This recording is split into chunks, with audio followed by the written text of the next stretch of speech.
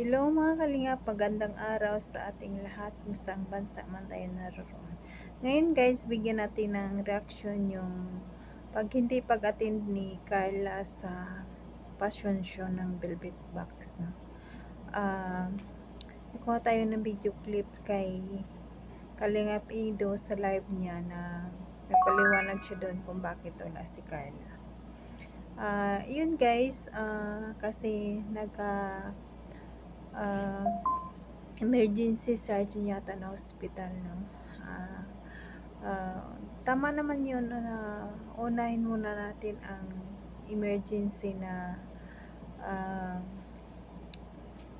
bagay kasi buhay yun ng tao. Kasi ang buhay ng tao ay hindi na natin yan ay babalik kahit kailan, no? Kaya pahalaga natin. Mas butin na yun kasi dapat si Kalingap Ido ang wala sa passion show dahil nga ang beneficiary niya si Arjen nasa hospital, no? Kaya pala parang na atitins pa si Kalingap Ido kasi ang isip niya kasi nasa beneficiary niya, no? Talagang nakakalungkot din, no? Sa sobrang stress na yun ni Arjen at saka sa sobrang pagod din siguro sa pag-iisip.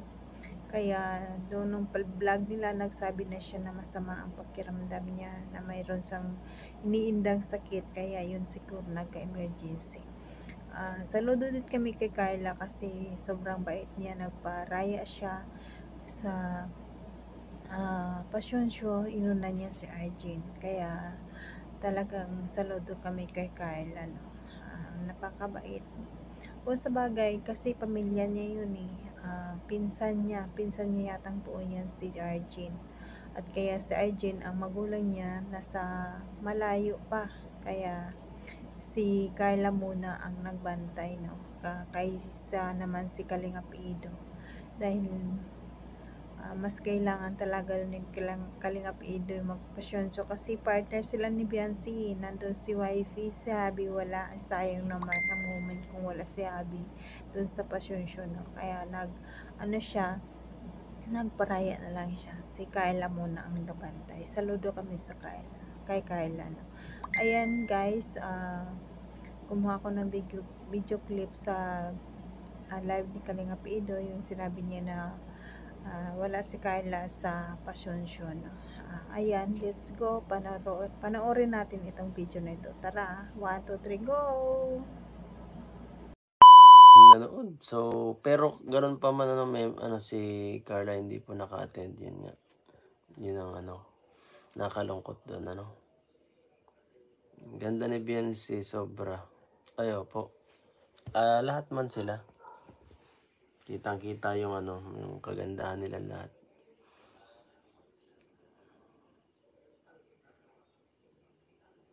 Yan. So, ayan nga guys, gawa po ng nagkasakit ang isang family member ni Carla, si Arjen po, nagkaroon ng emergency.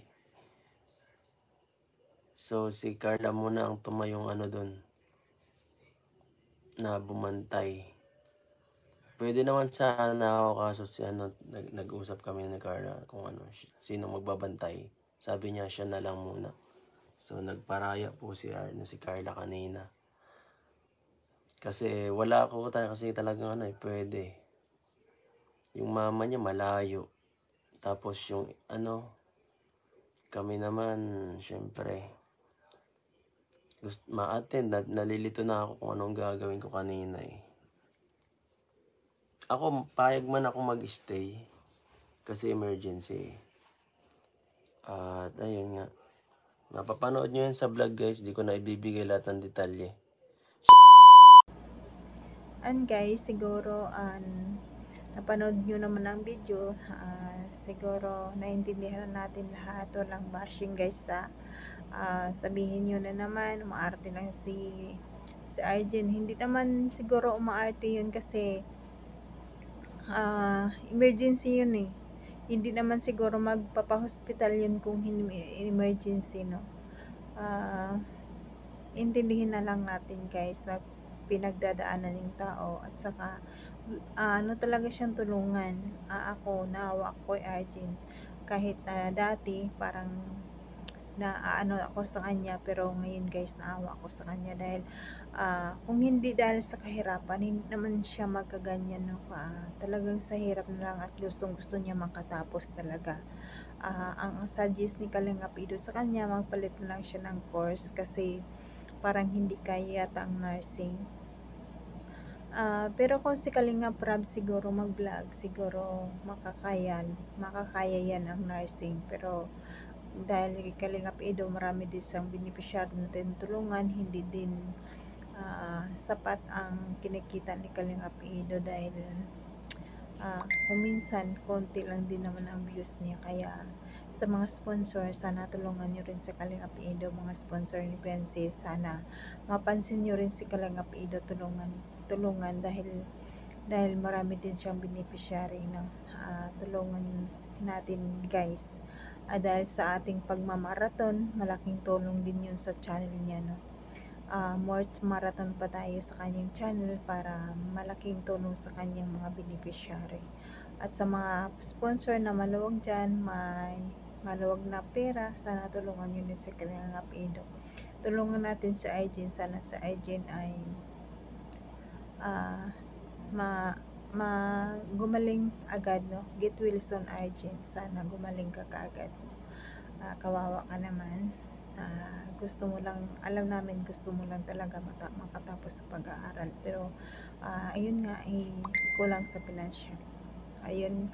Ayun mga kalingap, pasalamatan muna natin ang ama ng Kalingap, Bal Santos Matubang, Ate Edna Vlog, Kalingap Rab, Kalingap Ido, Jack Apia Matubang, Kalingap Partners, Kalingap Team, Kalingap Supporters, mga reactors, supportaran natin sila guys. Mga K-boys, supportaran natin. It's me, is Jasmine 05 channel. Kung hindi ka pa nakasubscribe sa aking channel, please subscribe and don't forget to hit the notification bell para updated ka sa aking mga video. Salamat mga guys, salamat mga kalingap, bye bye, see you next vlog, bye.